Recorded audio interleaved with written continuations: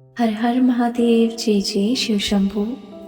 आज हम रुद्र संहिता का अध्याय 6 पढ़ने जा रहे हैं, जिसमें हम पढ़ेंगे ब्रह्मा जी द्वारा शिव तत्व का वर्णन। ब्रह्मा जी ने कहा, हे नारद, तुम सदैव जगत के उपकार में लगे रहते हो।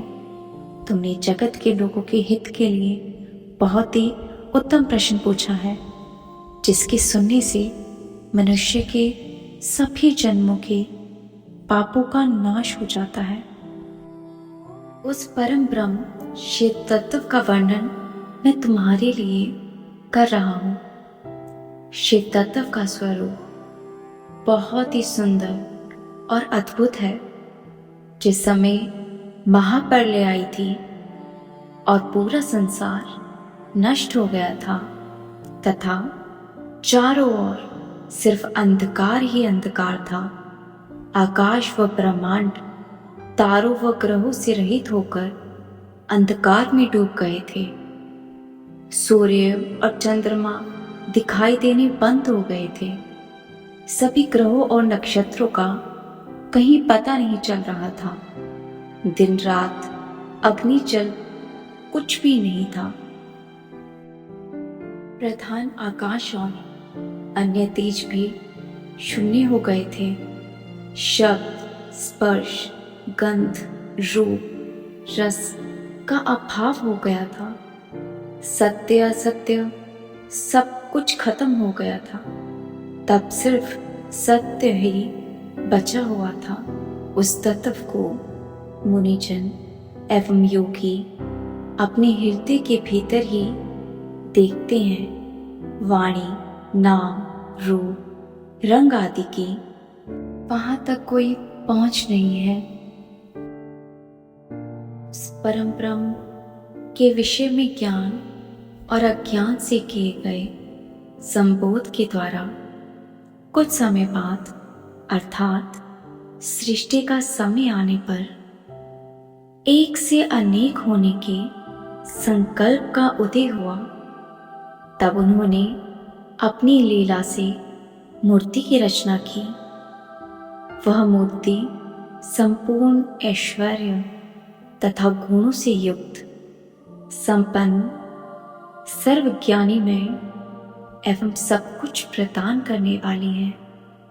यही सदाशिव की मूर्ति है। सभी पंडित विद्वान इस प्राचीन मूर्ति को ईश्वर कहते हैं। उससे अपने शरीर से स्वच्छ शरीर वाली एवं स्वरूप भूता शक्ति की रचना की। वही परम शक्ति प्रकृति, गुणमयी और बुद्धि तत्व की जननी कहलाई। उसी शक्ति अंबिका, प्रकृति, संपूर्ण लोकों की जननी, त्रिदेवी की माता, नित्या और मूल कारण भी कहते हैं।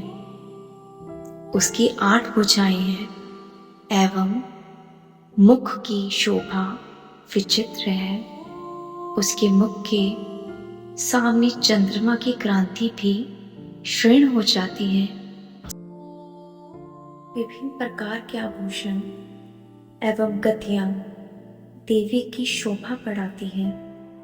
वे अनेक प्रकार के अस्त्र शस्त्र धारण किए हुए हैं। सदाशिव को ही सब मनुष्य परम पुरुष, ईश्वर, शिव शंभु और महेश्वर कह के पुकारते हैं। उनके मस्तक पर गंगा, भाल में चंद्रमा और मुख में त्रिनेत्र शोभा देते हैं। उनके 5 मुख हैं तथा 10 भुजाओं के स्वामी एवं त्रिशूलधारी है। वे अपने शरीर में भस्म लगाते हैं। उन्होंने शिवलोक नामक क्षेत्र का निर्माण किया है।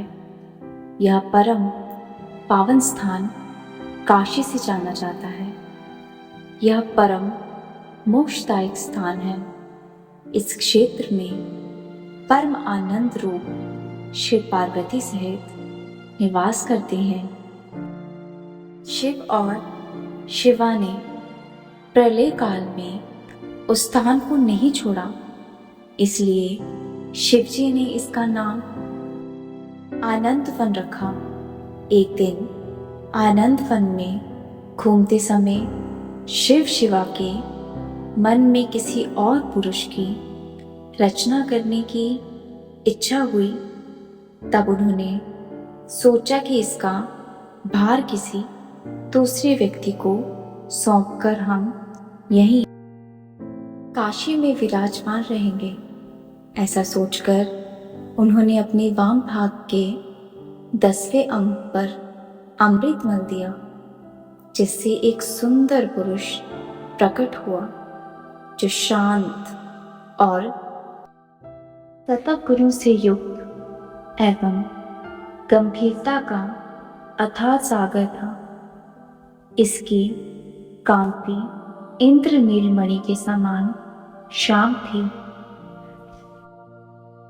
उनका पूरा शरीर दिव्य शोभा से चमक रहा था तथा नेत्र कमल के समान प्रतीत हो रहे थे।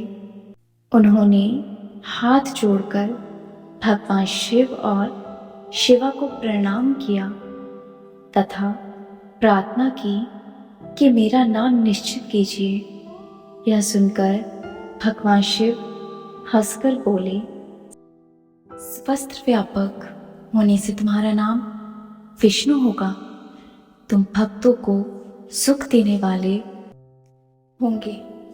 तुम यहीं स्थिर रहकर तप करो, वही सभी कार्यों का साधन है। ऐसा कहकर शिवजी ने उन्हें ज्ञान प्रदान किया तथा वहां से अंतर ध्यान हो गए। तब विष्णु जी ने 12 वर्ष तक वहां दिव्य तप किया। तपस्या के कारण उनके शरीर से अनेकों जलधाराएं निकलने लगी।